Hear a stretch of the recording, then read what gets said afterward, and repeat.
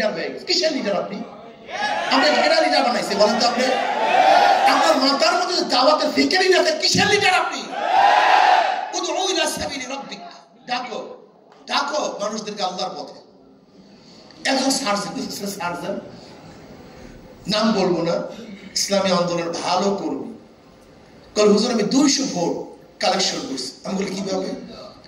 Call হুজুর যখন গাড়ি দাঁড়া করি, আমি তো সার্জন মানুষ, এখন সে আরো উপরে পদে চলে গেছে, গাড়ি দাঁড়া করি, কাগজপত্র দেখি, ও তো ভয় পায়। আমি বলবো ইসলামী আন্দোলনে ভোট দে। কথা বুঝতে পারছি? আমি রাস্তায় দাঁড়াই আবার সবাইকে দাওয়াত দিই। আমি 200 ভোট কালেকশন করছি। এর নাম ফেকে লিডার হয়েছি, পাড়ার কেউ চিনে না। নেতা হয়েছি, কেউ আমাকে চিনে না। ভালো লিডার হয়েছে, তোমার মতো লিডার খুব দরকার নেই। তুমি কেমন লিডার? তোমার জন্য 10 জন লোক তোমার পিছনে নেই, 20 জন লোক তোমার পিছনে নেই, 50 লোক ডাক দিলে তুমি আসো, তুমি একজন লিডার হয়ে গেছো। যারা লিডার হবেন কমপক্ষে ডাক দিলে 500 লোক যেন সাথে সাথে বের হয়ে যায়, সেটা লিডার হয়েছে না।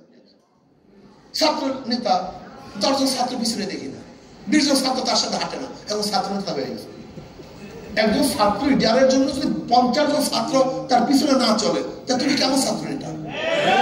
হ্যাঁ, তুমি গরিব দুঃখী মেহনতের মানুষের পাশে যাও না, তার কাছে খাদ্য নিয়ে যাও না, তার কাছে দাঁড়াও না, তুমি সোশ্যাল ওয়ার্ক করো না, তোমার মধ্যে সেবা নাই, মানবতা নাই। একজন গরিব ছাত্র যে পরীক্ষা দিতে পারে না, তুমি ছাত্র লিডাররা তার কাছে যায় না, উনি একজন ছাত্র লিডার হয়ে গেছে। ছাত্র লিডারদের কাজটা কি? ঘুরে ঘুরে দেখবে এলাকার মধ্যে কোন কোন ছাত্ররা গরিব আছে, অসহায় আছে, তাকে সেবা করবে, তাকে বই কেনার ব্যবস্থা করবে, তাকে ফিস দেওয়ার ব্যবস্থা করবে। কারণ আমার কিন্তু টাকা নেই, এবার চাঁদা তুলবা, ইয়ানত তুলবা। নবী আলাইহিস সালাম নিজে ইয়ানত তুলছেন, নিজে তারা তুলছেন, এটা তাদের দায়িত্ব। আজকে আমাদের মধ্যে সেই ইয়ানত তোলার মেজাজ নেই, অনেকেই টাকা দিই না, সংগঠনের মধ্যে ইয়ানত দিই।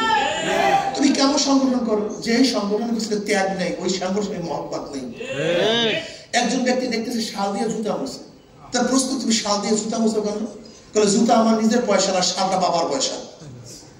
কেন জুতার পিছনে আমার ত্যাগ আছে, শালের পিছনে আমার ত্যাগ নেই। যে সংগঠনের পিছনে টাকা খরচ হয় না, এই আমদ দেওয়া হয় না, ওই সংগঠনের মধ্যে মহব্বতও থাকে না। প্রতি আমদ দেবেন যত পারেন, যতটুকু পারেন এই আমদ দিবেন, দিতেই হবে আনন্দ। এই আনন্দ বাকি রাখা যাবে না। কি দিবেন না ইনশাআল্লাহ? আনন্দ কেনা করে আনন্দ দেবেন, হাত তুলন্ত নারায় থাকবে। আলহামদুলিল্লাহ, আলহামদুলিল্লাহ। হাত নামে আমি সেদিন দাঁড়ায় ঘন্টায় গেলাম আমাদের মাদ্রাসায়। আমি বললাম তোমাদের বাসে আনন্দ কত? বলে হুজুর 30 টাকা। মাসে কত? 30 টাকা। আমি বলি বাকি কত আছে এখানে? অনেকে বলে বাকি। আমি তোমাদের চেয়ে জাহেল এবং জালেম কি আছে?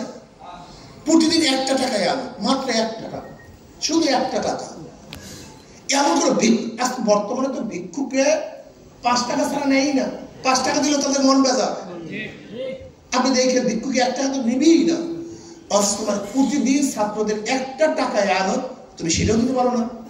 তুমি এত ছাত্র হয়ে গেছে, ইসলাম হুকুমত কায়েম করবা, এটা হয় না। এই আনন্দ বাকি থাকতে পারবে না। আলহামদুলিল্লাহ, আমি সেদিন বরিশালে সেই করুণার থেকে ওরা আনন্দ নিয়ে আসে নাই। আমি তুমি আসো না, দোষটা তোমার, এখন আমি কি করবো? কি করবো নজর দেখেন। আমি বললাম দেখো, ইসলামী সংগঠনের এই আনন্দ আমার জিম্মায় থাকুক, এই অবস্থায় মারা যাই, এটা আমি চাই না। এই 2 বছরের যত এই আনন্দ আমি সাথে সাথে দিয়ে দিচ্ছি। আবার এটা সতর্ক করছি, তোমার উচিত ছিল আমাকে একসাথে বার্ডেন না দিয়ে তোমার প্রতি মাসে নেওয়া উচিত ছিল। কিন্তু আমার উপরে জিম্মা, আমি তো ওয়াদা করছিলাম আমি এত টাকা দেবো, আমি সেটা না দেই কিভাবে? এটা ওয়াদার খেলাফ, ওয়াদার খেলাফ করা যাবে না। আমি বলছি যে আমার পরিবার চলতে পারে এই করোনার মধ্যে, আমার সংগঠন, আমার এই আনন্দ চলবে না কেন? কারণটা কি? সব চলতে পারে, কিন্তু আমার সংগঠনের এই আনন্দ চলতে পারবে না। এখানে আমার সবকিছু, এখানে আমার সমস্ত কিছু না, এটা হয় না। এই আনন্দ দিবেন, এই আনন্দ দিবেন, ফিকির করবেন, ওয়াল রাইটিং করবেন, ফেস্টুনি দিবেন, দাওয়াত দিবেন। ইনশাআল্লাহ ইসলামী আন্দোলন বাংলাদেশ তাকওয়া ভিত্তিক এক সংগঠন, তাকওয়া ভিত্তিক এক সংগঠন। ইন তাত্তাকুল্লাহ ইয়াজআল লাকুম ফুরকানা ওয়া ইউকাফফির আনকুম সাইয়্যাতিকুম। ইনশাআল্লাহ আল্লাহ পাকের সংগঠনে এমন সুন্দর সুন্দর সুন্দর সুন্দর সিদ্ধান্ত গ্রহণ করার তৌফিক দিবেন, যে আমরা নিজেরাও চিন্তা করতে পারবো ইনশাআল্লাহ। কাজে আসুন আমরা সবাই